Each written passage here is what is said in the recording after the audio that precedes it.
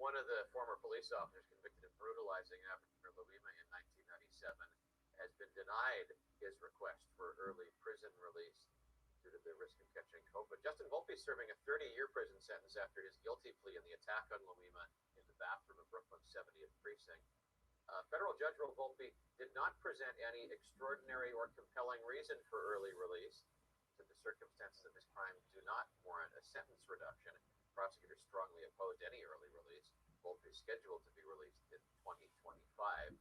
Louima was hospitalized for months after that attack in the 1990s. The case led to protests against police brutality throughout the city. Okay. Something that is, you know, um, he shouldn't be released at all. New York, one of the former city police officers convicted of brutalizing Abner Louima in 1997, has been denied his request for early prison release due to the risk of catching the coronavirus. Volpe is serving a 30-year prison sentence after pleading guilty to attacking Louima in the bathroom of a Brooklyn's 70th precinct. A federal judge ruled Volpe did not present an extraordinary and compelling reasons for early release, and the circumstances of his crime do not warrant a sentence reduction. Prosecutors strongly oppose an early release. Volpe will be released in the year 2025. Okay. Let me show you what they were posting in January 5th, 2021. Okay. Right here.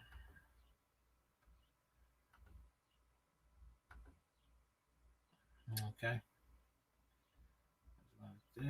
Okay, here we go. All right. 21 years is not 21 days. Abner Louima says he forgives but doesn't forget, as NYPD officer who sodomized him asks for early prison release. And you can't ask for a prison release. And it's funny how,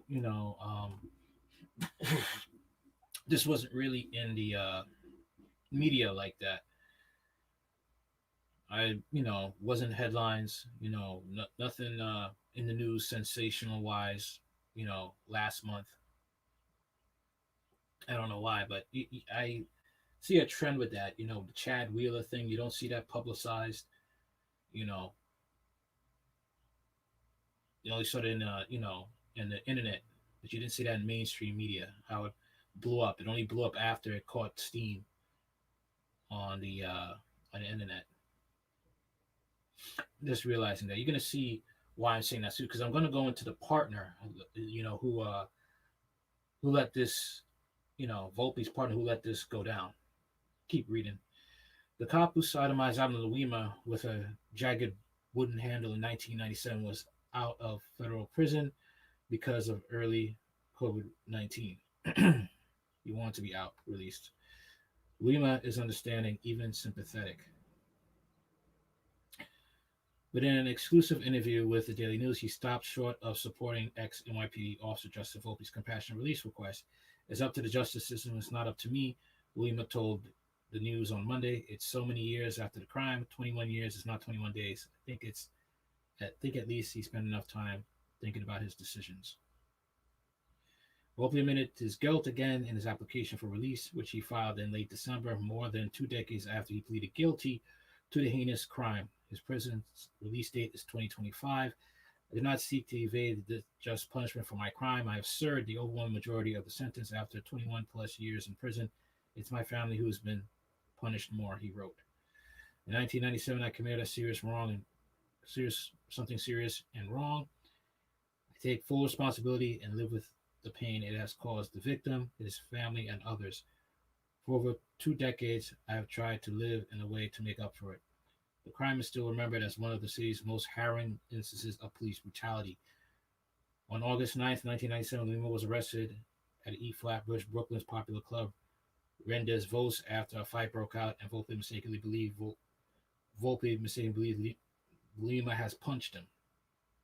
In a police car after Louima's arrest, Volpe pounded Louima. And later that night, inside Brooklyn's 70th Precinct, Station House, Volpe and another officer again beat him up. Then, in a sick assault in the station house, Volpe sodomized Louima with the wood handle from either a broomstick or a plunger. Trial testimony witness said the instrument was never found. Louima claimed Volpe and the other cop repeatedly called him the N-word during the heinous attack. The cop later bragged about the vicious assault to other precinct cops. Louima suffered a ruptured colon and bladder, and his teeth were bashed in the beating. His physical recovery took months. Almost immediately, the shocking abuse sparked outrage at NYPD, with thousands of demonstrators packing the streets. A few weeks later, carrying signs calling for justice for Abner and deriding the NYPD slogan of courtesy, professionalism, and respect by switching it to criminals, perverts, and racists. Volpe, now jailed at a federal prison in Texas, has asked Brooklyn federal judge Frederick Block for release, arguing he became ill with COVID-19 in November behind bars. Tested positive for COVID-19 and several symptoms. No medical treatment of any kind was provided or offered, Volpe wrote in a compassionate release filing in his own behalf. He added that he worries about COVID-19's long-term effects. Please let me have this chance to meet any needs with private insurance and at home with my family's love, Volpe wrote. In 2012, Volpe married his wife, Caroline Volpe, in a prison ceremony. He hopes to live with her if he's released. According to his motion, she declined to comment on the early release request. Federal prosecutors also declined to comment on Volpe's motion. Louima is now living in Miami. He isn't working because of the still raging pandemic. He told the news, "I'm doing great, thank God, but his ordeal is far from over, and he cannot forget. He cannot fully go away from that," he said. "That's something you'll always have to deal with, but I thank God to be alive. I follow the word of God, so I have to forgive, but I don't forget. A lot of people are mixing forgiving and forgetting. I forgive, but I do not forget." And that is something I can't, I respect Louima for having that courage to forgive. It takes a lot. That man's dignity was taken that night at that station house in 1997. That is something that is, you don't forget that. That is something that, you know, I don't, that has never happened to me, thank God. Interacting with police, that's something that is, you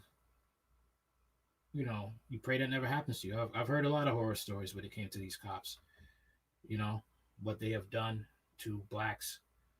I've heard about a cop in Oklahoma. He was going around raping black women who had a history of drug abuse, and he finally was caught and sent to prison. He was white, and he did it for a long time. White supremacy is real, man. It is very real. Now let me show you about the Charles Schwartz. Okay, and he was also part of the attack, and you're not gonna believe what he is doing now. Okay, I'll show you that.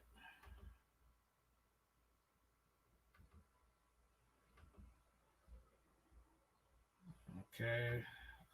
After this story is done, please tell me how do you like it now that I'm using this new mic. All right.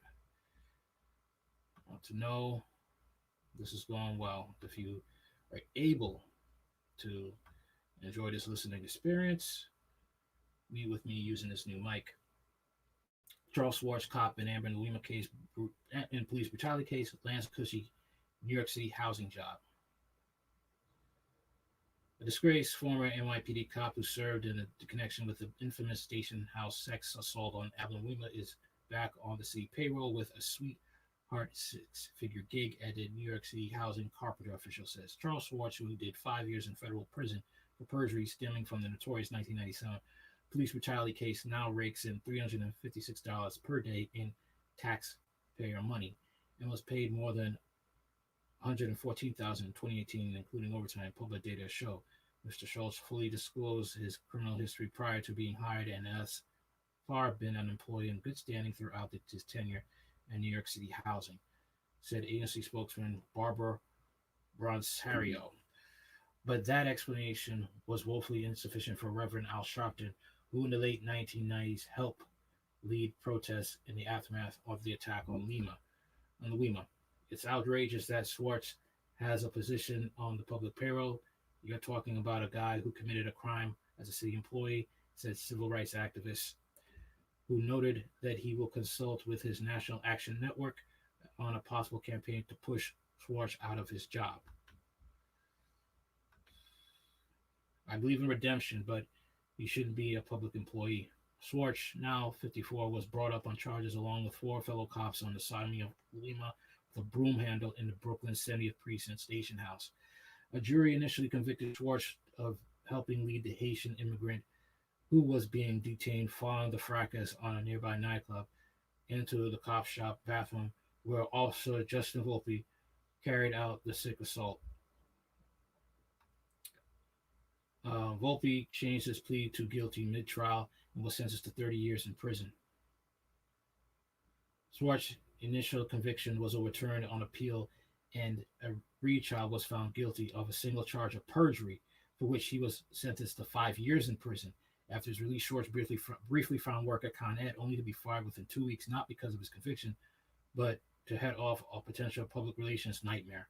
The next year, he started work as a New York City housing maintenance worker, making 190 a day, and climbed his way up since. Records show he's now a carpenter assigned to Brooklyn. Louima, now 52, declined to comment through his lawyer, and attempts to reach Schwartz for comment was unsuccessful. With more than 11,000 employees, we have and will continue to hire formerly incarcerated persons who are qualified to perform their job duties while maintaining the safety of residents, said Rancherio. But residents at Brooklyn's Gowanus House weren't looking to welcoming Schwartz into their homes anytime soon. Don't get me wrong, New York City housing needs carpenters, said Beatrice Figueroa, 43, but it puts us at risk. Schwartz's soft landing was first reported by the city. See, my thing is like, you know, I hate to say it like this, but it seems that if you have the right color skin, you get to make pleas, the fact that you want to get married, or you have COVID, you got the right color skin, you get to just, do only 5 years in prison, and you, get a nice, cushy New York City housing job. Now the thing is like I'm surprised there was no outrage with the, you know, um, with the Volpe situation, trying to get an early prison release, and no Black Lives Matter was there. I don't get that. That's something I don't understand, really, for the life of me. I don't understand that. You know, when it comes to those type of things, it's unsettling. But once again, much respect to Abner Louima for having the strength to forgive. Because to be honest with you, that's the only thing you really can do. All right, there's really not much you could do. All right, the guy's in prison. This guy here is working as a New York City carpenter. Um, even to go and try and take revenge is just going to land you in prison or worse. Okay, and forgiveness is really about peace for you, not the person. It's not about the person who hurt you. It's about giving peace to you. And when you have unforgiveness, it's like drinking poison and hoping the person that offended you dies.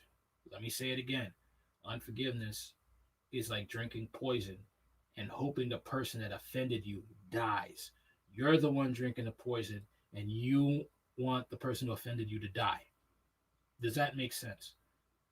It's hard, it's rough. I get it. I'm just telling you that why I commend Abner Louima taking the high road that he takes.